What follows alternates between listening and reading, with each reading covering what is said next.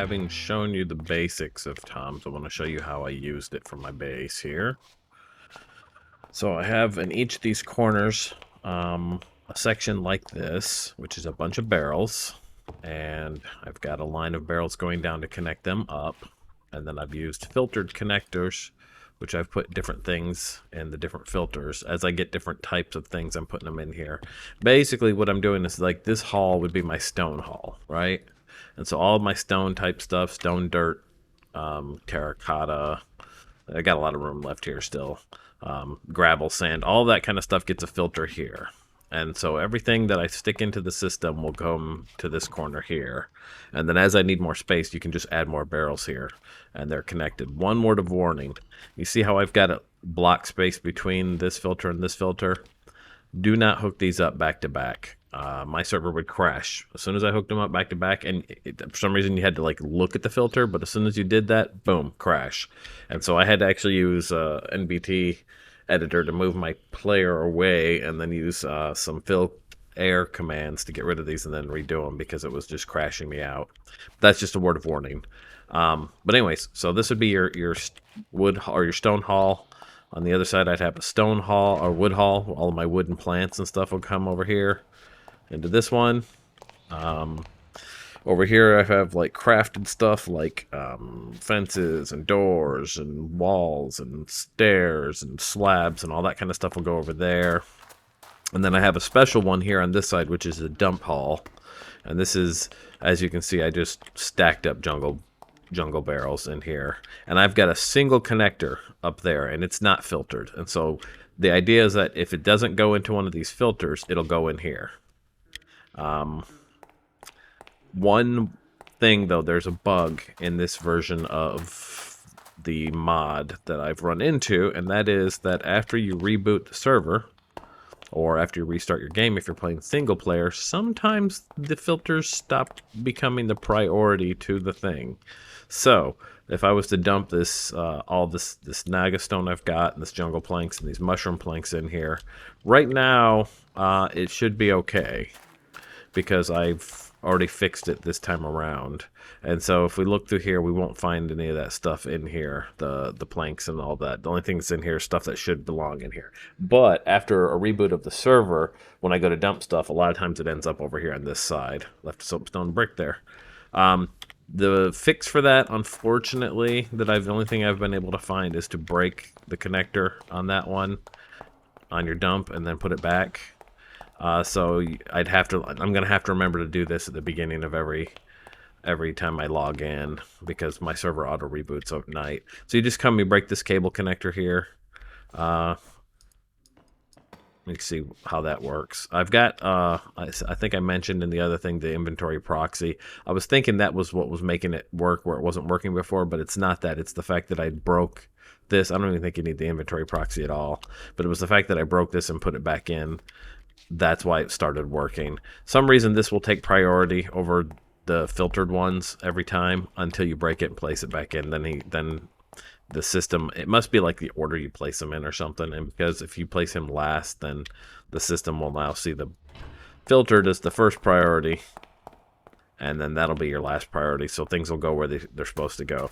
It's kind of an unfortunate bug with this setup, but it is what it is. I also tried putting like a piston, a sticky piston there to push it and pull it, so I could just like put a lever here to flip it when I log in the first time, but those inventory cable connectors aren't pushable by piston, unfortunately. So that's the only fix that you're going to be able to do, is go in there and break it and put it back.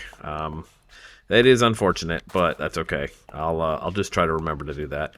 And what I usually do is, like, every now and then I come over here and I look and I see, hey, is there stuff ending up here that shouldn't be in here? These are you notice these are just regular terminals. They're not crafting terminals. I have one on each corner, so I can just see what's in that wing, so to speak, and make sure that there isn't anything that doesn't belong there. And then if worse comes to worse, if I look and there's a bunch of stuff in there, I can just pull it out and then break it and shove it back into the system. In the end, it doesn't really matter. There's enough storage through the whole system that it should be fine.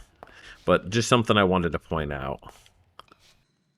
Okay, so I want to get rid of this water trap I have in the middle of the base here. I don't like the way it looks.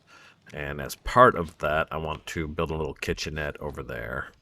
So if we look for sink, I already made one, but there is a mod in this called Vinery, and it comes with the sink that you can make, which is pretty easy. It's a cauldron, some bricks and stuff. So I'm going to take that, but there's also the faucet, which you can add to the sink. So we're going to take that.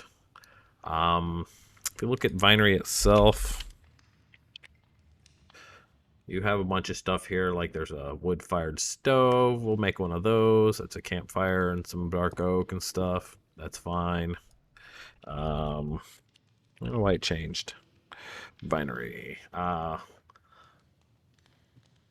was the wood-fired oven. Let's get the stove. I want to make that. We're going to need another campfire. I wonder why it keeps changing down there. It's probably because I have this set to keep up here. That's why.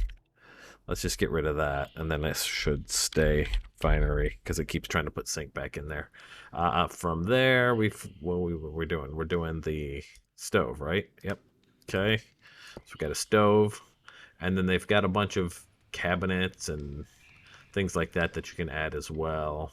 There's actually a door in this as well. So if we do cabinets, you can see we can make some other cabinets. I like dark oak. What about countertops? Let's make some countertops. We'll do it like that, except I want dark oak. I don't want that.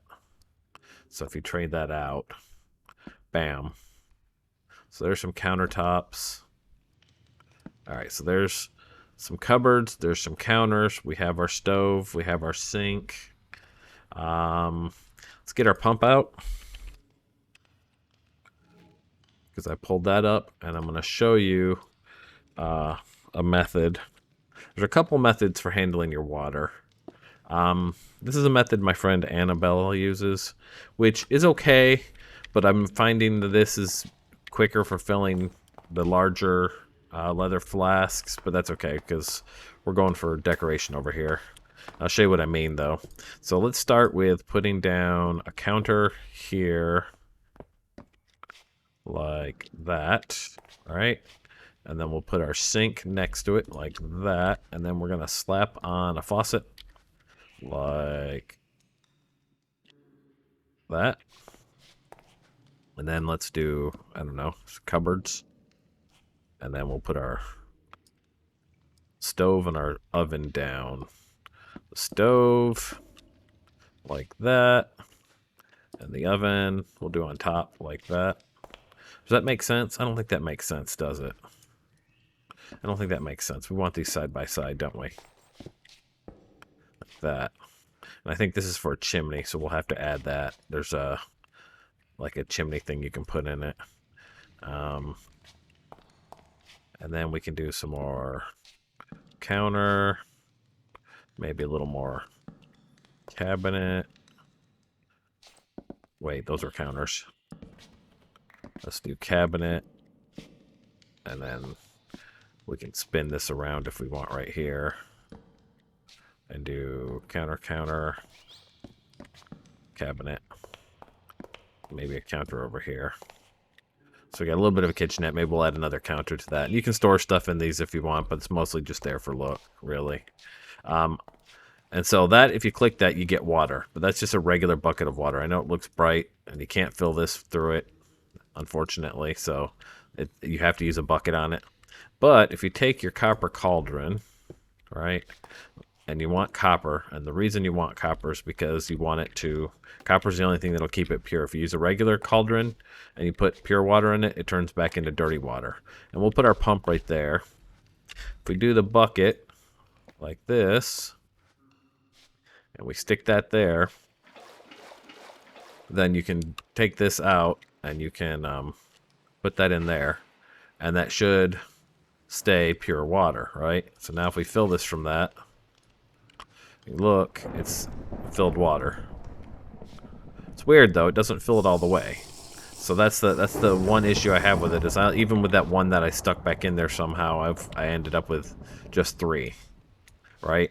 And then the pump has a cooldown on it, so getting that there, you could put a second pump on there if you wanted, that would be okay. So in this case, this is full of water. Ow, hot.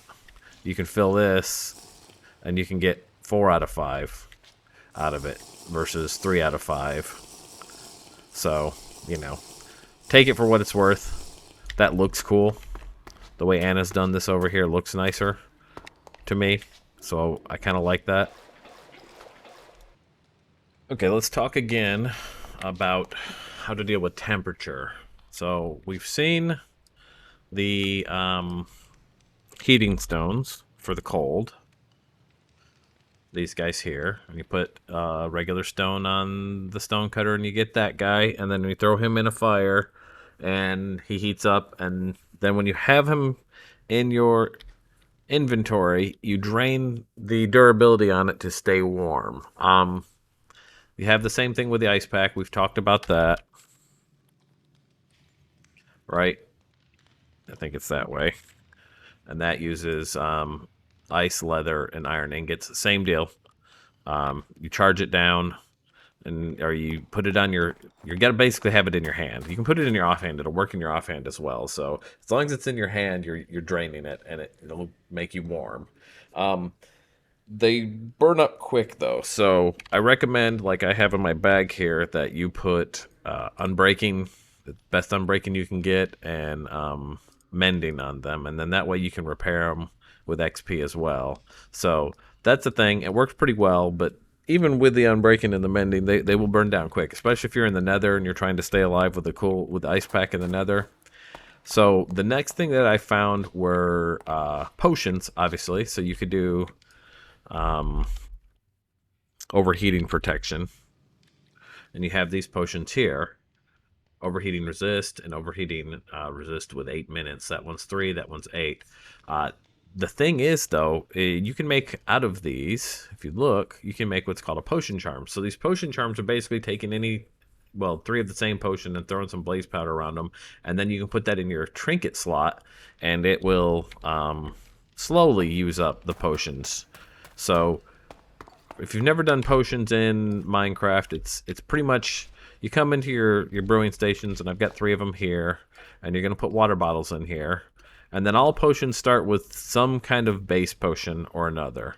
And I think if you do Nether wart, you get the awkward potion. That's what I'm working on right here, right? And so we'll let that go, and you'll end up with awkward potion. So water bottle, Nether wart, blaze powder powers the brewing station. And then you just give it a minute, and it will ding. And now you've got awkward potions. Okay, and you want to go ahead and leave them in there because you're going to use that for the next step. So for the overheating protection, you're going to now add a snowball. And so let me grab some snowballs. Actually, I'm going to get some redstone real quick. And now we will add a snowball to each of these and some blaze powder to power it. Snowball, blaze powder, snowball, blaze powder.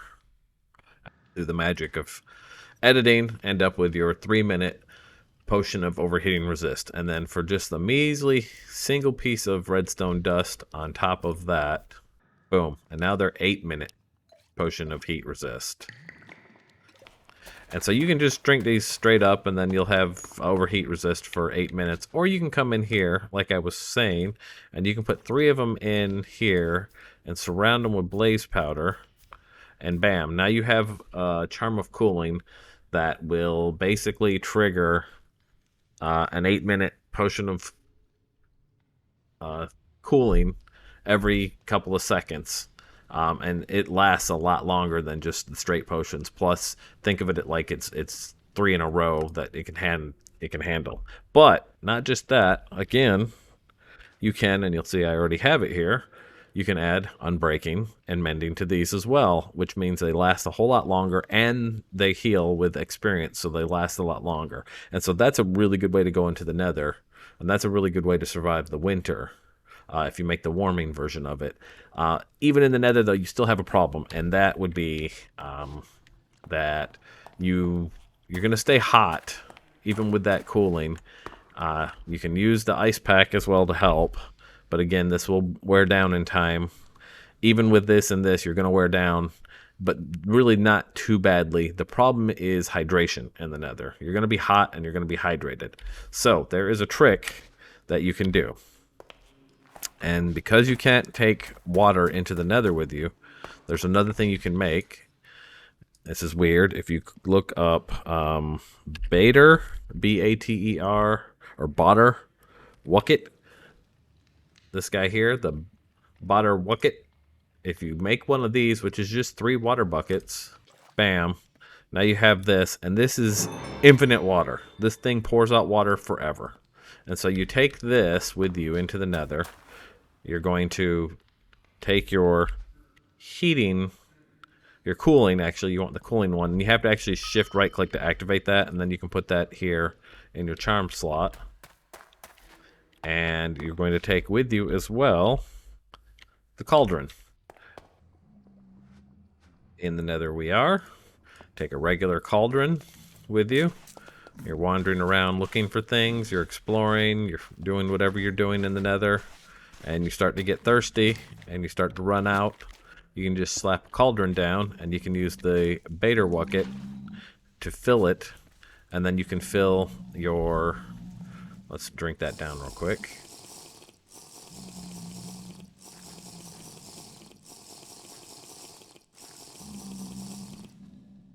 Now you can use this to fill this up.